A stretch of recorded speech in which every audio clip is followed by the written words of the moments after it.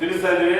ಅದೇ ರೀತಿ ಮಕ್ಕಳನ್ನು ಚೆನ್ನಾಗಿ ಓದಿಸಿ ಒಳ್ಳೆ ಮಾರ್ಕ್ಸ್ ತಂದ್ರೆ ಇವ್ರ ತರ ಡಾಕ್ಟರ್ ಇಂಜಿನಿಯರ್ ಆದ್ರೆ ನೋಡಿ, ಇವತ್ತು ಡಾಕ್ಟರ್ ಆದ್ರೆ ಇವ್ರ ಕುಟುಂಬ ತಂದೆ ತಾಯಿನ ಇವ್ರು ಎಷ್ಟೋ ಜನಕ್ಕೆ ಒಂದು ಡಾಕ್ಟರ್ ಆಗಿ ಸಾವಿರಾರು ಜನಕ್ಕೆ ಇವರು ಸೇವೆ ಮಾಡ್ಬೋದು ಅಂತ ತಿಳಿಸ್ತಾ ಇದ್ದೀನಿ. ಫೀಸ್ ಯಾವುದೇ ಕಟ್ಟಿರಲಿ ನಮ್ಮ ಸಂಘದಿಂದ ರಿಮೆಂಬರ್ಸ್ ಮಾಡಿಸ್ತೀವಿ, ವಾಪಸ್ ಕೊಡಿಸ್ತೀವಿ ಅಂತ ತಿಳಿಸ್ತಾ ಇದ್ದೀವಿ. ನನ್ನ ಹೆಸರು ಪುನೀತ್ ಅಂತ. ನಾವು ಅಪ್ಪ ಅಮ್ಮ ಇಬ್ಬರು ಪೌರ ಕಾರ್ಮಿಕರ ಇದರಲ್ಲಿ ಕೆಲಸ ಮಾಡ್ತಿರೋದು. ಅಂಥದ್ರಲ್ಲಿ ನಾನು ಇವಾಗ MBBSಗೆ ಸೆಲೆಕ್ಟ್ ಆಗಿ ಡಾಕ್ಟರ್ ಆದರೆ ಮುಂದಕ್ಕೆ ಪೌರ ಕಾರ್ಮಿಕ ಏನು ಕೆಲಸ ಮಾಡ್ತಿದ್ದಾರೆ ಅವ್ರಿಗೆ ಮತ್ತು ಇದು ಬಡ ಜನರಿಗೆಲ್ಲ ಉಚಿತ ವೈದ್ಯನ ತಂದು ಕೊಡ್ತೀವಿ. ನನ್ನ ಹೆಸರು ಹರೀಶ್.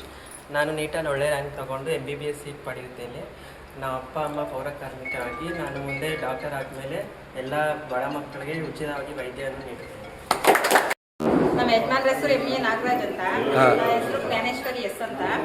ನಾವು 42 ವಾರ್ಡಲ್ಲಿ ಕೆಲಸ ಮಾಡ್ತಾ ಇದ್ದೀವಿ ಪೌರ ಕಾರ್ಮಿಕರಾಗಿ. ನನ್ನ ಮಗ ಇವಾಗ ನೀಟ್ ಎಕ್ಸಾಮ್ ಬರೆದು MBBS ಸೀಟ್ಗೆ ಸೆಲೆಕ್ಟ್ ಆಗಿದ್ದಾನೆ ಅವನು. ಅದಕ್ಕೋಸ್ಕರ ಇಲ್ಲಿ ಸಂಘದವರು ಸನ್ಮಾನ ಮಾಡ್ತೀವಿ ಅಂತ ಕರೆಸಿ ಸನ್ಮಾನ ಮಾಡಿದ್ದಾರೆ. ಅವ್ರಿಗೆ ಮೈಸೂರು ನಾರಾಯಣ ಸಂಘದವರು ಅವ್ರಿಗೆ ಧನ್ಯವಾದ ತಿಳಿಸ್ತಾ ಇದ್ದೀನಿ ನಾನು ನಮ್ಮ ಕಡೆಯಿಂದ. ಮತ್ತೆ ನನ್ನ ಮಗ ಚಿಕ್ಕ ವಯಸ್ಸಿಂದನೂ ತುಂಬ ಚೆನ್ನಾಗಿ ಓದ್ತಾ ಇದ್ದ ಅವನು.